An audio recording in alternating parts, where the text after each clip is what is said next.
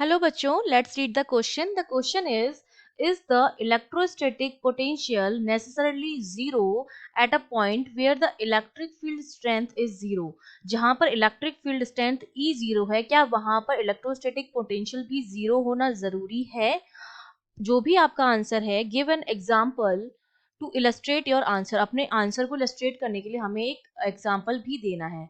तो देखिए, इस क्वेश्चन को सॉल्व करने के लिए हमारा जो की कॉन्सेप्ट रहेगा, हमें पता होना चाहिए कि हमारा इलेक्ट्रिक फील्ड पोटेंशियल से किस तरह से रिलेट करता है. हम जानते हैं जो ई होता है that is equal to minus D V upon D R. यहाँ पर D V upon D R जो क्या है, वो हमारा पोटेंशियल ग्रेडियंट है ना. पोटेंशियल में डिस्टेंस के साथ कितना चेंज हो रहा है वो हमारा क्या होता है, डीवी अपॉन डी आर होता है. अगर यहाँ पर मैं इलेक्ट्रिक फील्ड स्ट्रेंथ को जीरो रख दूं, तो अगर यहाँ पर इलेक्ट्रिक फील्ड जीरो आएगा तो minus DV upon D R. तो यहाँ से जो v की वैल्यू आ जाएगी वो हमारे पास क्या आ जाती है, कांस्टेंट आ जाती है. अगर इलेक्ट्रिक फील्ड जीरो है तो v की जो वैल्यू होगी वो जीरो नहीं होगी, बल्कि कोई भी एक नॉन जीरो कांस्टेंट होगी उसकी वैल्यू. ठीक है. अब अगर मैं कोई एग्जांपल बताऊं, सपोज मेरे पास क्या है, एक कंडक्टिंग स्फीयर है. इस तरह से कंडक्टिंग स्फीयर है.